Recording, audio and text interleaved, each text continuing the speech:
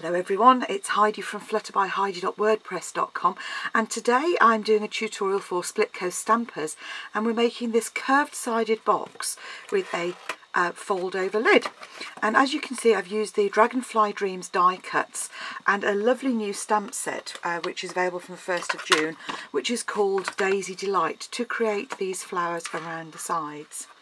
So to make the box then, the first thing you're going to need to do is cut a piece of cardstock to 29.5 by 21 centimetres, and once you've done that you're going to be scoring it. Now I'm using my Stampin' Up trimmer here, and the first score is on the short edge, and that's at 3.5 centimetres, and the second one is at 14 centimetres.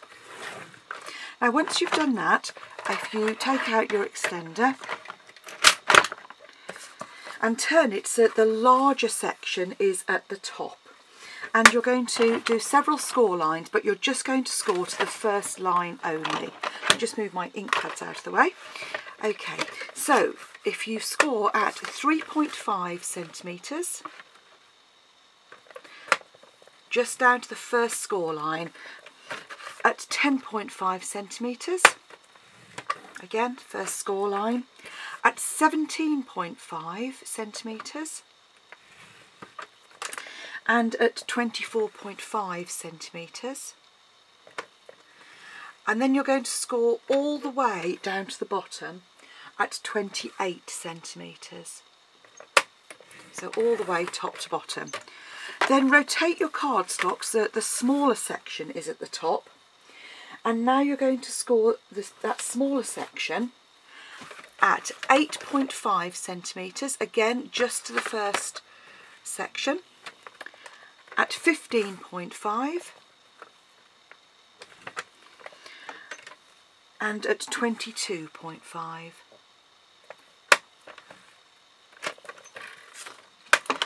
So pop your trimmer away. Now you're going to need I've used a die, but something that's about 2 3/4 inches or 7 centimetres in diameter, and you need an embossing tool. And what you need to do is just set that so that it just touches the top and the two sidelines, and I'm just scoring round with an embossing tool. And you do that on all 4 of those short sections. And I'm using an embossing tool because obviously that way you're not going to get the pen marks. I'm just going to cut stuff to the slightly to the outside edge of those. So put that to one side, and you're literally just going to trim around those score lines. Obviously I'm doing these quite quickly here for the video, but just I find it easier to do all of those 4 curves away first and then come back and do the others. And when you get to the end, you're just going to cut away that skinny little bit up at the side. So again, come in here,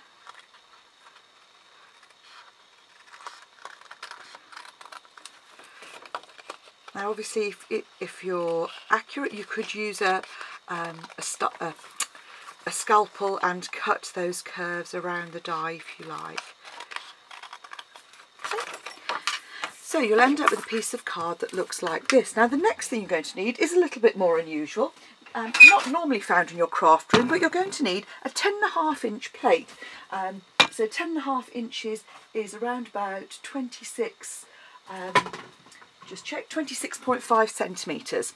And you're going to line up your plate with the where those score lines meet, and this bottom one here, and just score.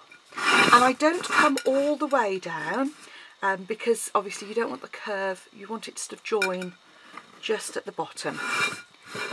So do that all the way along. Just move your plate and literally just score. You'll see it just joins at the bottom there. I'm pressing quite firmly because it's a curve. It's a little bit more, you're not going to be able to get a bone folder in there to do it. So I'm using quite a narrow embossing tool and pressing fairly firmly. And the last one here, again, just find our midpoint, and on the end again. Okay, so that's our scoring with our plate done. And obviously, if you've got a die cutting machine, that a die cutting machine, you can cut a circle and make yourself a template as well. So, having created our curved template, all I'm going to do is actually to give myself. I'm just going to score that bottom line. We're going to cut up here, and I'm going to stamp across the centre of this with these new dies. Now these are 2-step stamps, and so I'm coming in with the first, which is the leaves, and this is some wild wasabi ink, and in these central sections I'm just going to stamp the stems.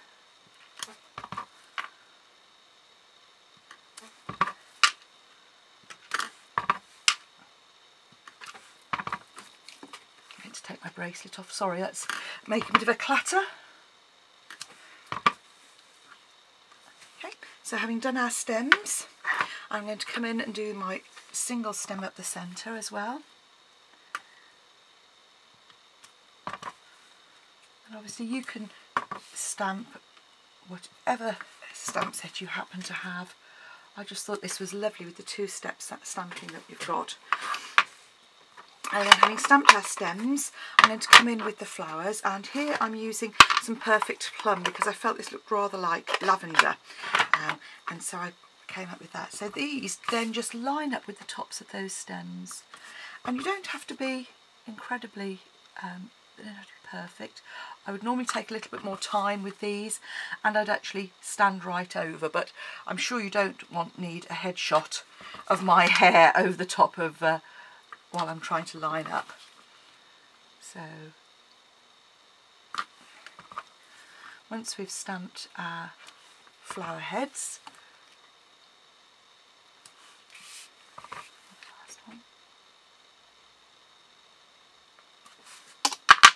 I'm going to come in with another new colour, and this is the new Berry Burst, and just come in and do the flowers that line up with this stem again. So the 2-step enables you to get lovely flowers, and being photopolymer allows you to line those up. Obviously, as I said, ideally I would come in from the top a little bit to make those a little bit better.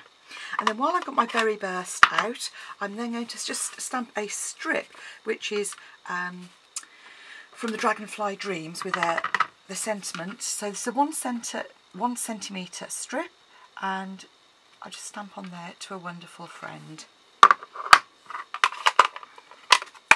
And then come in with your snips and just cut a little flag at either end.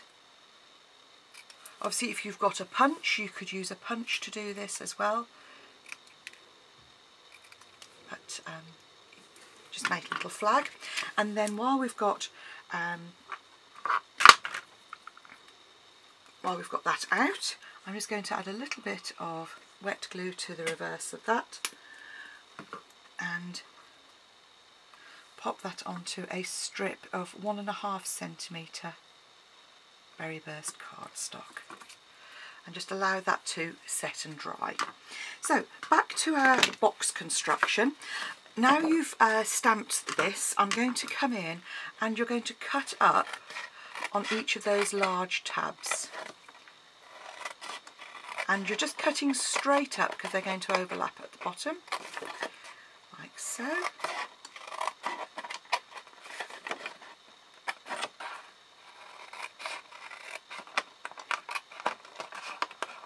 Just up to that score line. And then I'm coming in, and this is one of the occasions when I use red tape. So I just use some sticky strip, and on the reverse, this straight edge here, I'm going to put a piece of tape down this far edge and another piece of tape on the short bit at the bottom, rather than one continuous piece. Now we're going to come and we're going to crease all of our score lines. So those top ones are quite straightforward to fold and burnish because they're nice straight lines. And these ones actually are quite easy to do if you've done a good score line. So you literally just gently crease as you go along, and crease and bend. So as you can see, I'm just creasing there and bending, like so. And just ease that. These are the sort of trickiest ones, but this is why it's important to cut these lines at the bottom first, so that you can actually, you've got a little bit more movement with the card. And that last one, so again, just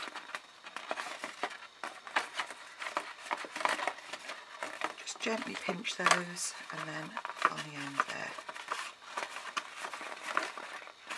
And then, having created those creases, we're now going to come in, remove the liner of your red tape. Make sure you've got a good fold on that last one.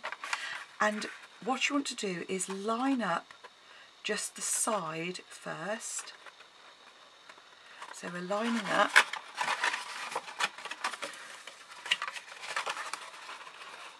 so. I'm just going to fold that back out of the way. So line up our section here, like so, and then you can line up the tab at the bottom.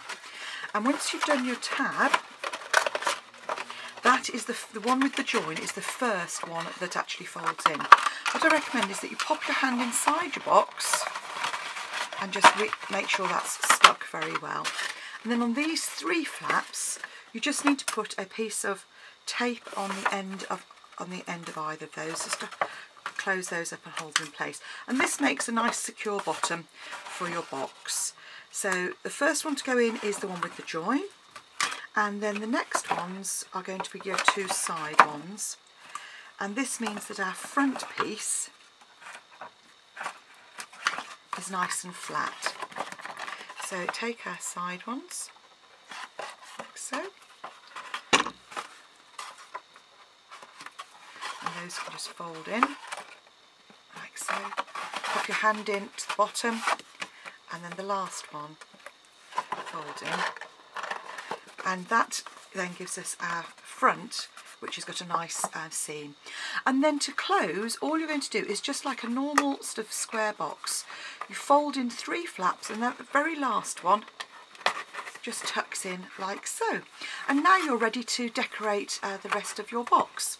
So I've taken some of the Dragonfly Dreams and die cut them out of glimmer paper, you'll see here, and then I've separated those out. So there's actually 5 dragonflies, so I've cut this a couple of times to create 4 separate little separate dragonflies. And with these, just bend those wings up to give them a little bit of lift. Move that one out of the way. And I've just come in with my marker, and I'm just going to add a little bit of colour to the outside edge of those. Now you could use a sponge dauber or anything else, but it just adds a little bit of interest. And I love sort of the sort of colours of dragonfly wings, which are sort of beautiful pinks and purples and all sorts, and that just edges it slightly. So literally just a brush marker on the end there. That gives us a strongish colour. If you wanted a more subtle one, then a sponge would do fine. And I'm generally using the smaller ones on there.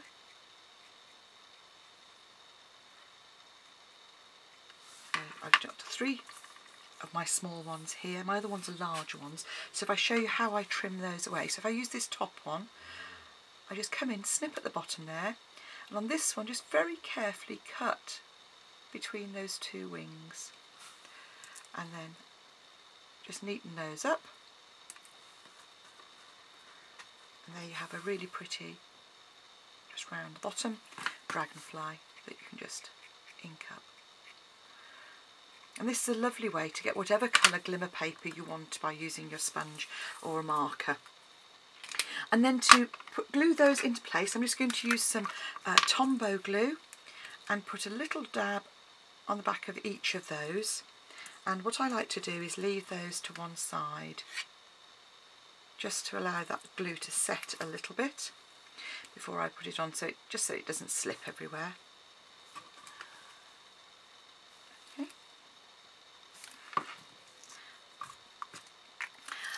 And while those are settling, I'll show you what I've done with the bumblebees. And what I've done is I've stamped the bumblebee from the Dragonfly, Stampin' Up! Dragonfly Dreams, which is this one here.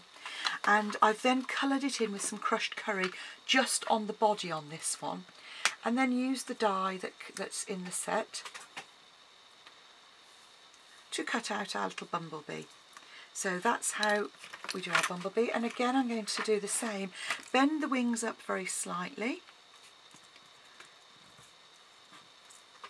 like so.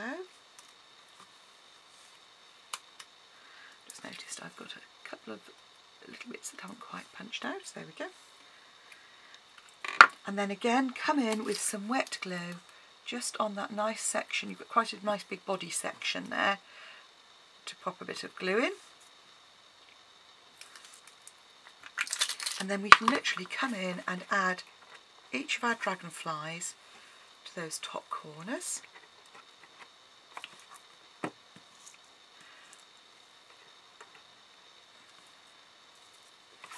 Like so. Have the front of our box here, and I can add my bee in like so. And there's our box, and then all we've got left to do is just add our sentiment. And now that that's nice and dry, I can just come in and trim away on either end to give a layered flag, like so. And then I'm just going to use my bone fold you can use, or you can use your fingers, and just bend that back slightly on itself. And then for this, I'm actually going to use my fast fuse just for speed, to add a little bit of fuse on the end of both of those flags, and then add, on this occasion, I'm actually going to put it on the front there. So there is my curved sided box, which is an unusual shaped box, using Dragonfly Dreams and the new Delightful Daisy to make a really pretty gift box that actually is quite spacious. As you can see, you could get all sorts of goodies in there. I hope you've enjoyed watching this. Thank you to Splitcoaststampers for allowing me to share this with you, and do come back and see me again soon for some more lovely creative projects. Bye for now.